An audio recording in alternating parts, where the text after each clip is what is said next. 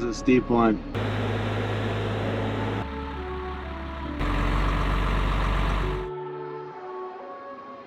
Wow. We really did it today. That was a lot more than I thought it was gonna be.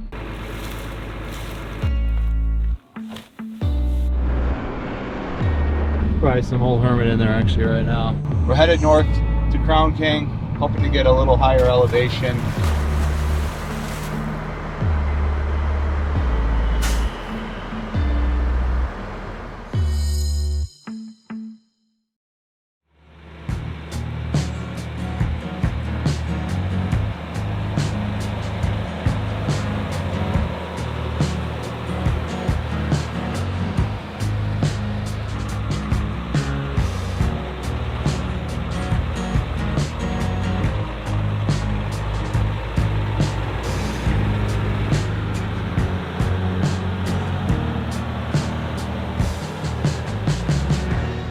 Good morning. We are back on the road. We took a full day off there. Needed a little bit of rest. We're headed back towards Crown King now, headed north. Beautiful spot. Honestly, if we had more time, probably camp out there for like a week or two normally. But right now we're on a little tighter schedule than we usually are. If you're new here, I'm Savannah, this is Drew, and together with our two dogs, Pablo and Mateo, we live in our 1987 Unimog 1300L ex-German military ambulance. In the last episode, you watched us start the Senator's Highway, a route spanning from Lake Pleasant, just outside Phoenix, Arizona, all the way up to Prescott. We had a small breakdown just outside Lake Pleasant that forced us back to Phoenix for an airline repair. After that was resolved, we headed down a little offshoot to Toole Homestead, where we were forced to turn around due to lots of low trees and thick branches. Although things didn't go as planned, we eventually made it to a beautiful camp spot on our way up to Crown King, the halfway point of our route and a remote old mining town with no paved roads in or out. This area is a really amazing example of why we got the MOG. The road is so rough. It makes it so that this whole area is really remote and we were just all alone out here.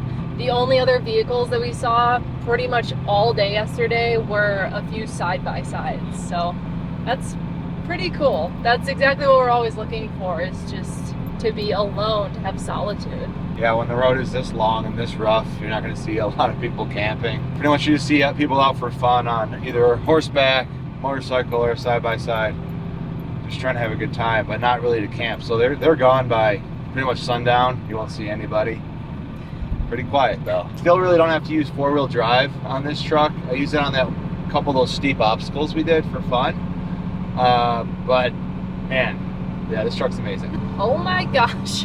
How tilted there's in. Let me get that for you. Yeah, please put us back upright. This is really rough right here. Hold on. I gotta focus a little bit. Okay, wait, pause. Hey. Alright, so our first day on this trail, so 2 days ago, I was out in the sun so much more than I thought I would be, just because of the obstacles we encountered, also losing the drone, all the things we already talked about. And I got a terrible sunburn on my back and my shoulders because I didn't put sunscreen on. I didn't think I was really going to be outside. My back was so red and you can just see the white lines. It's a pretty intense sunburn. It definitely hurt. So it was nice to just not do anything yesterday and let that recover a little bit. We're headed north to Crown King, hoping to get a little higher elevation, cool off a bit. The heat is coming and we're trying to get away from it. Crown King's a pretty interesting little town, at least from what we've read. This is one of the rough roads. There's an even harder one that's pretty famous for off-roading called the back way to Crown King. Mm-hmm. We thought we'd save that for another day when we had friends. Look at this obstacle coming up. Wow. All right, let's focus on our driving. The road is getting more rough, so yeah. Pretty excited to do this road with the MOG though. Yep.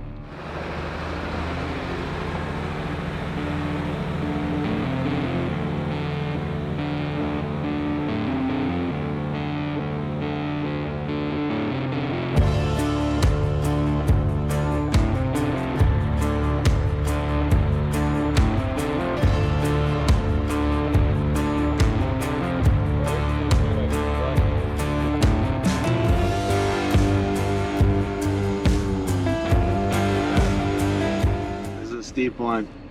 Steep, and there's really big rock on the one side. But just right at that is pretty good angle. But I don't know if I want to go on that and be so tippy. I could probably straddle the rock, but I think I may just crawl over it very slowly because there's a hole behind that rock, so straddling it could be sketchy. I got it way down to working 1 right now, so huge advantage having the working gears.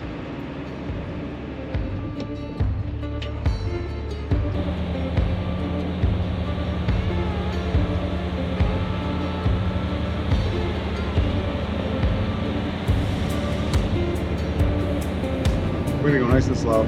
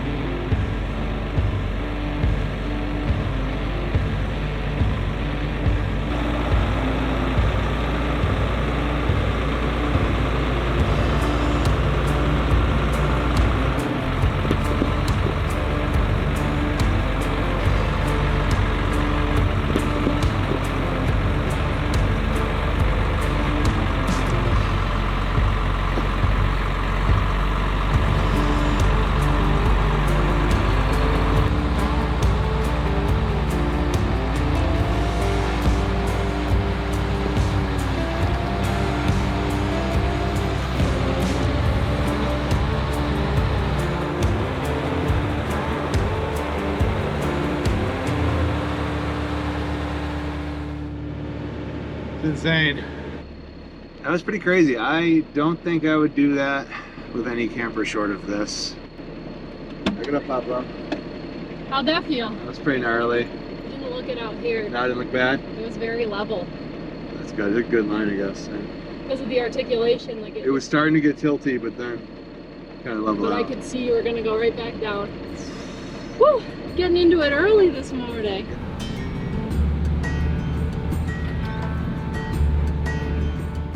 As we continued down our planned route, we noticed we were climbing higher and higher into the mountains. With the elevation change came the addition of a few hours of shelf roads.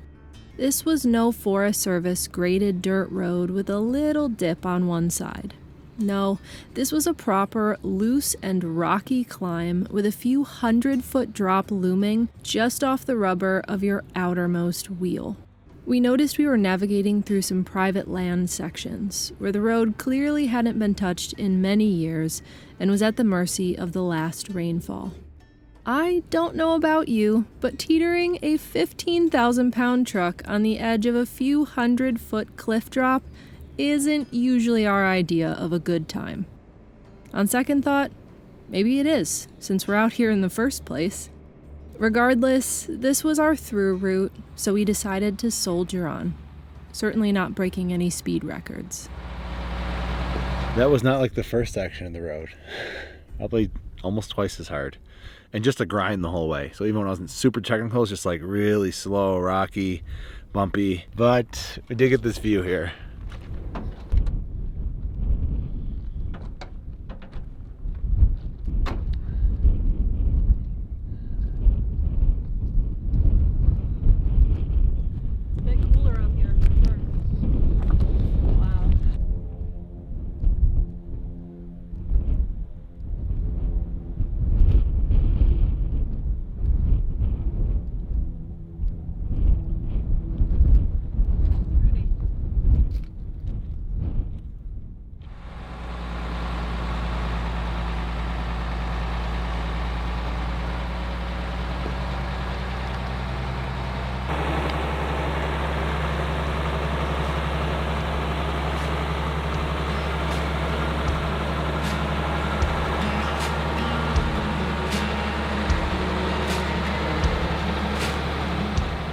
There are 4 deserts that occur in North America: the Mojave, Chihuahuan, Great Basin, and Sonoran. And Arizona is the only state to have a piece of all 4. Senator's Highway travels right through the heart of the Sonoran Desert, unequivocally our favorite of all the deserts. It covers about 100,000 square miles and stretches all the way from Baja California's Sur and the state of Sonora in Mexico to the midline of Arizona and even some of California. When most people think of the desert, they think of a barren wasteland where nothing can survive. But the desert is teeming with life of all kinds. Because of its position between the Mojave and Chihuahuan deserts, the Sonoran Desert has two distinct rainy seasons. One in the winter, but also a summer monsoon season that supports a more diverse life cycle of plants and animals than any other North American desert. Not only does the natural life cycle thrive here, but humans have been growing food on this land for over 4,000 years, proving that animals of all kinds don't just survive in the Sonoran, but can thrive. You may recognize this area by its unofficial mascot, the saguaro cactus, which can grow to be 200 years old. We're from New York, arguably the complete opposite of this landscape, which may be why it's always fascinated us so much. But we'd argue there's something else to this land you only discover when you immerse yourself in it. Something that sticks with you and always pulls you back to it. Regardless, it always feels like a privilege to be experiencing something this ancient and primal right up close.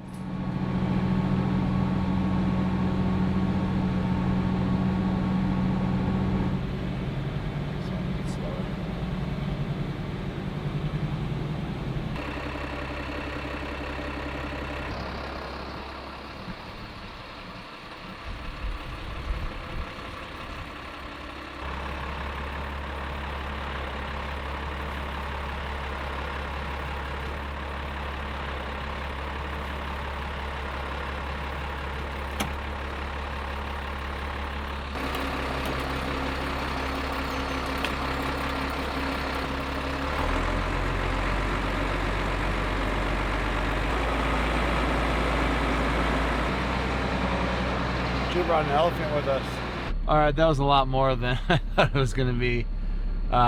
We just got through the worst of it though. We're on a forest road now, so this should be Forest Service road. So this shouldn't be too bad. I'm gonna switch out of working gears finally, back into regular gears. Started this day by saying I hadn't used four-wheel drive. Had to go to four-wheel and working gears the whole time. So I'm gonna switch back to normal gears. Now the road looks like this, and it's a lot smoother and softer. All right, let's do this thing.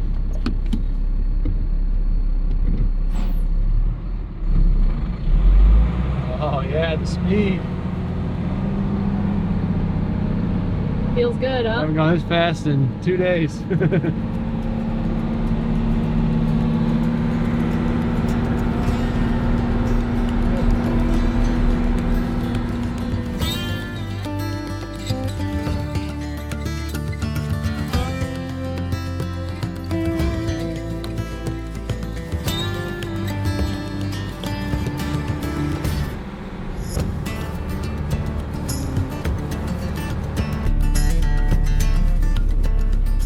Just drove through all that, through the valleys and the creeks and everything.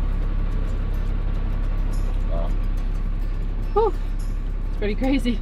Ready for a cold beverage. Maybe a meal.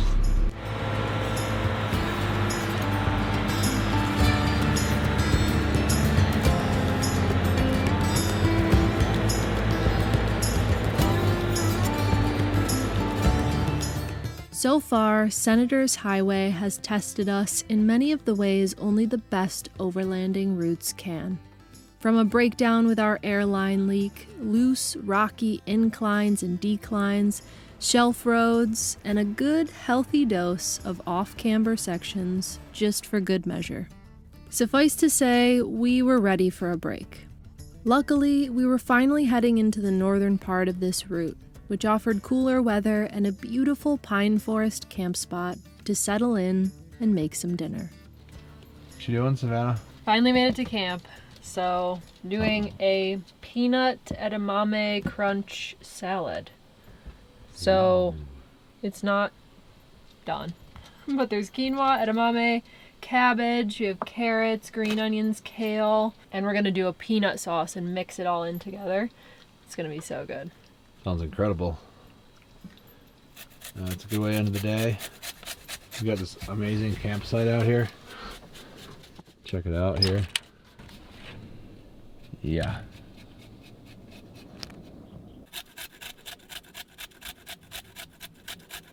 We've been loving peanut sauces lately. Just peanut sauce with everything, with wraps, with cold noodle salads, with quinoa. It's so good, and you don't have to really cook anything. Like for this meal, we put the quinoa in the Instant Pot, but the Instant Pot doesn't heat up our camper. It just uses a little bit of our power, which we usually have a surplus of. So it's really quick and easy. Nice. I am starving. I can't wait. It's been a long day of driving. It's almost done. Lots of carrots. All right, I have everything in there, so I'm gonna pour the sauce over it now. Yes. It's really full. Oh, that looks amazing. Just try to not overdo it. First thing, probably use all of it, but That looks incredible already. it looks so fresh. Yeah, it is. Oh, we gotta get the cabbage. There we go. Yes. All the cabbage was on the bottom. Wow, it's so colorful. We're almost ready to eat. Savannah is a world-class camp chef, camper van chef, camper chef. Made a lot of meals in vehicles. Most of them. I think I might add a little more quinoa. Yeah, I was gonna say maybe a little more quinoa. Mm-hmm. We might have lunch tomorrow too. I'll just throw it all in there.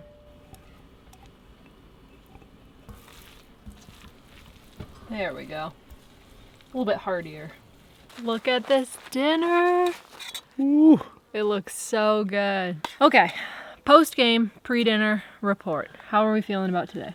I'm feeling good. It was stressful, but stressful in that it was just constant decision making. A few tough obstacles, a few parts that were a little sketchy, just being kind of new to this. But overall, it wasn't really that. It was just constant stress and constant rocking back and forth, climbing, and just decision making mostly. But Yeah. overall, great. Just you're under stress the whole way.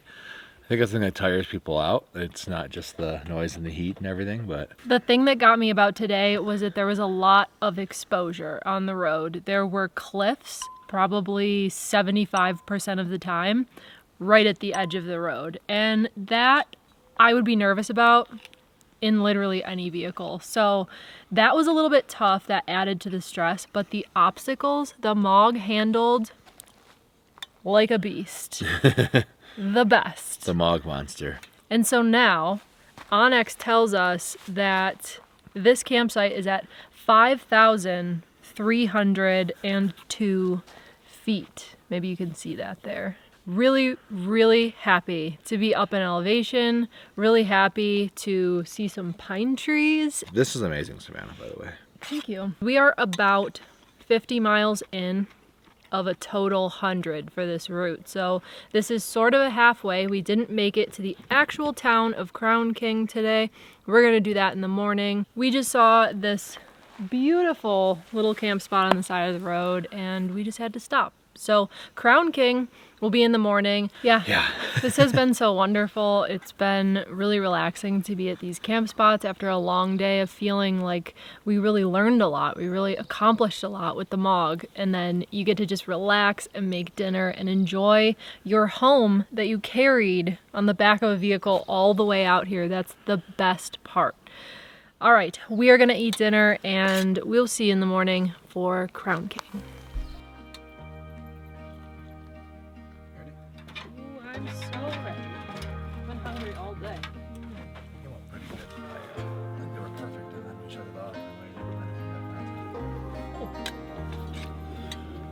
We deserve this one day. Cheers. Wow. We really did it today. This is so fun. I know, we're finally doing it. Because I was watching different components of this for years. We've got a new hit right here. That's a keeper. There's summer keeper. That was a really healthy dish right here. Wow. Amazing.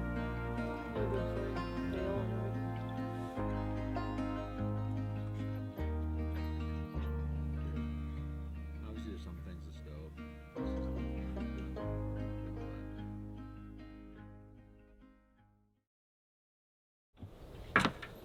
Come on, guys. Come on, Potato. We're gonna go for a ride. Come on, buddy. Come on. Let's go. Come on. Come here. Hey, Tate. Come here. Come here. Come here. Do you see him right now? Let's go for a ride. Come on, puppy. Let's go for a ride. Come on, Mateo. We're going for a ride. Let's go.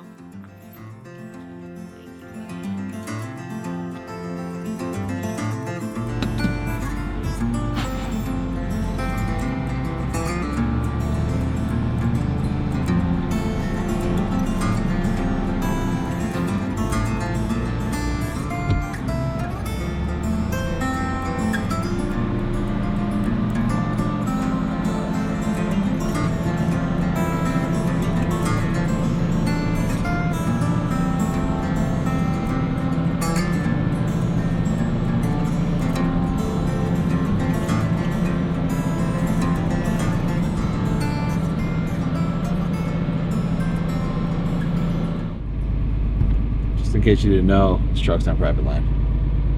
Which is why it's still there, because they can't make it move it. Well, it's an old trailer with a little shed off of it. It's only quite used to live in. It's like a long time ago. There's probably some old hermit in there actually right now. It's my place, it's perfectly fine. Get off my land.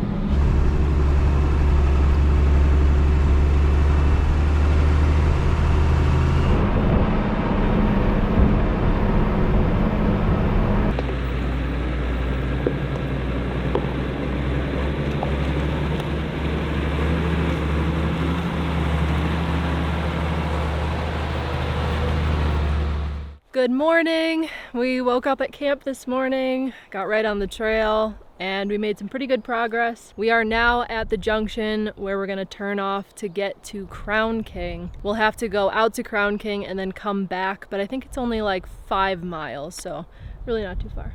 The Mog has been doing incredible so far. Love this truck. Love it so much. Yeah, probably the hardest part is just avoiding tree branches. All right, we only have that 5 miles to Crown King, so we're gonna keep going.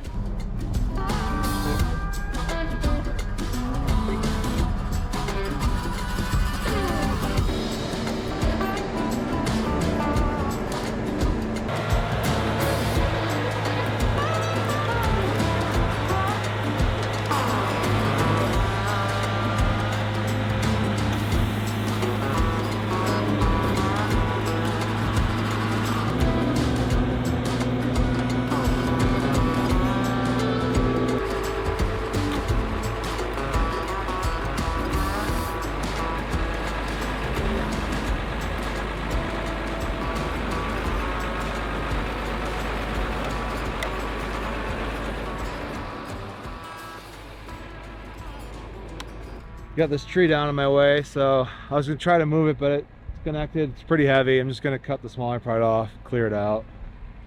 Don't hurt the tires.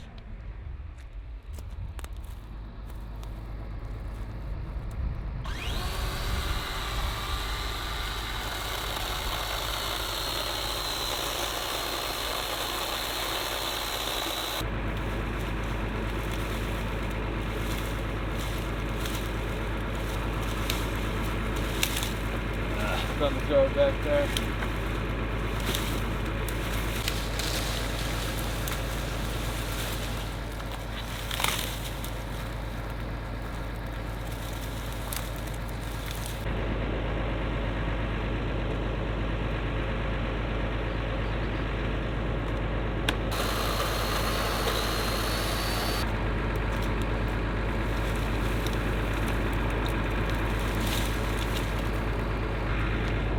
Yeah, I don't think I could pull that out otherwise. That's why you need to have a chainsaw with you, because that's going to happen. Otherwise, you're getting your winch out. It's probably a much longer process. Yeah.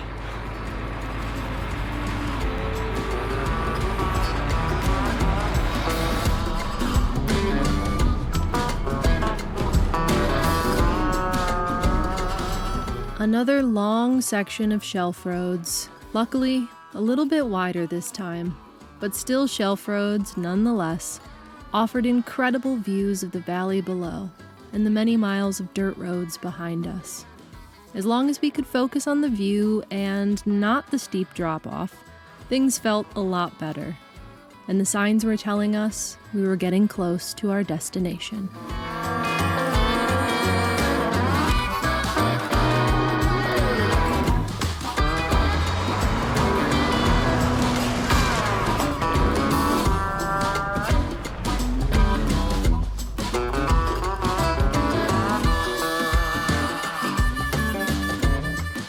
Nestled deep within the Bradshaw Mountains is the old mining town of Crown King, which takes its name from the nearby Crown King Mine, which was founded in 1888, as prospectors discovered the area to be rich in gold and silver ore.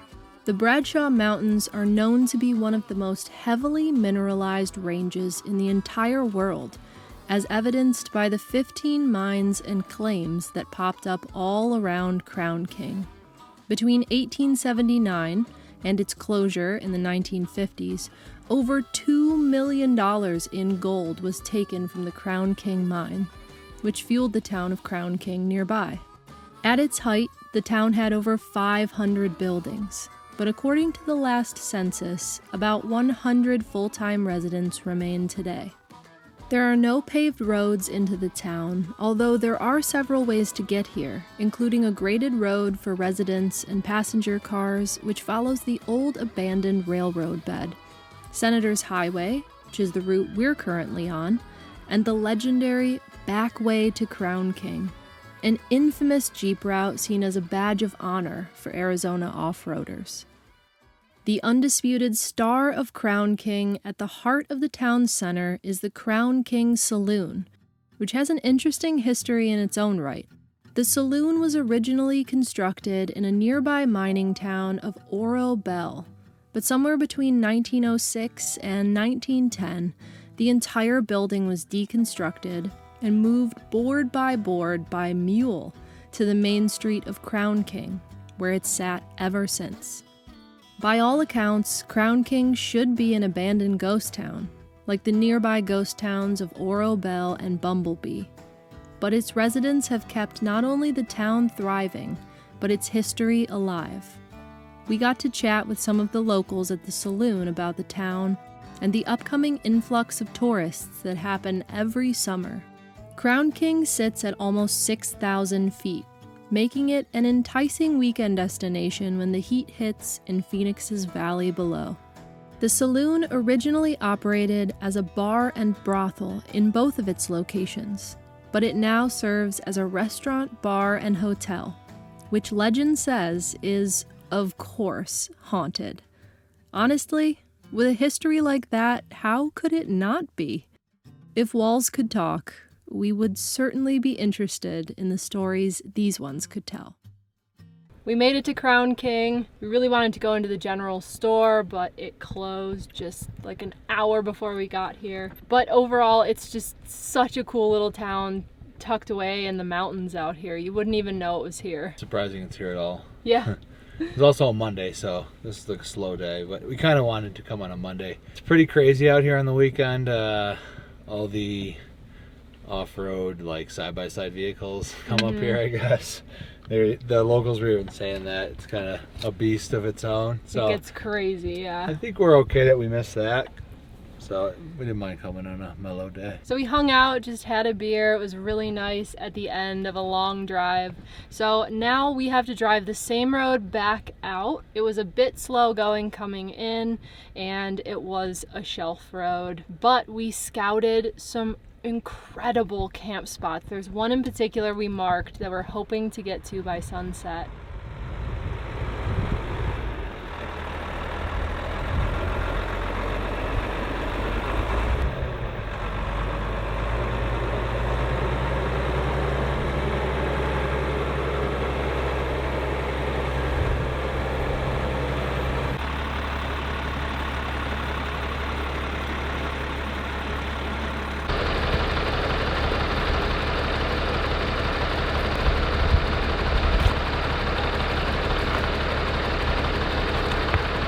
doesn't want to work. I want to make it work.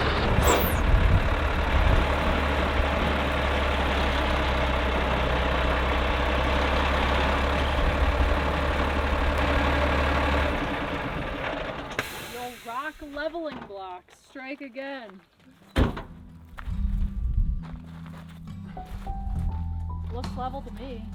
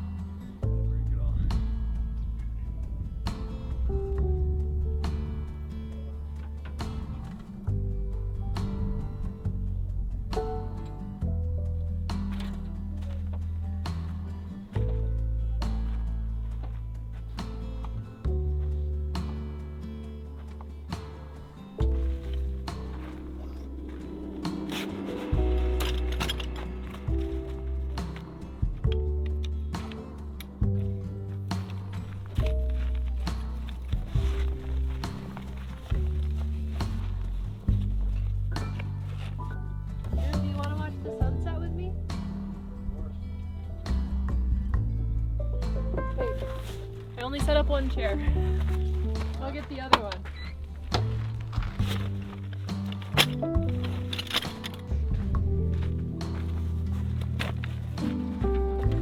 Here you go.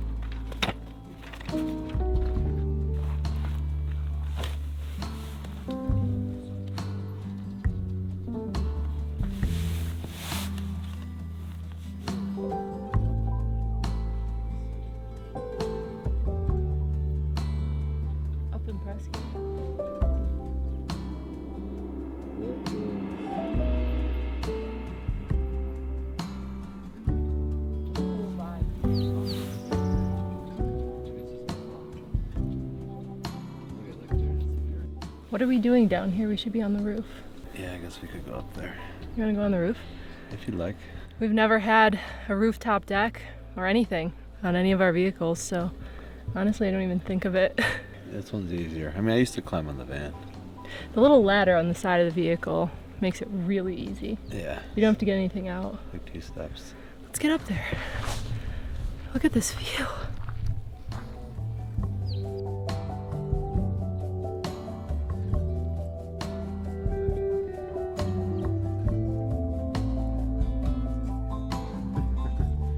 We are now at the halfway point of our journey on Senator's Highway. We can honestly say this route has provided everything we look for in a good old-fashioned adventure. Rich history, solitude, a gorgeous and challenging off-road track, and fantastic views from camp. But we're not done yet. We still have half of our planned journey to go, with many, many surprises still on the way.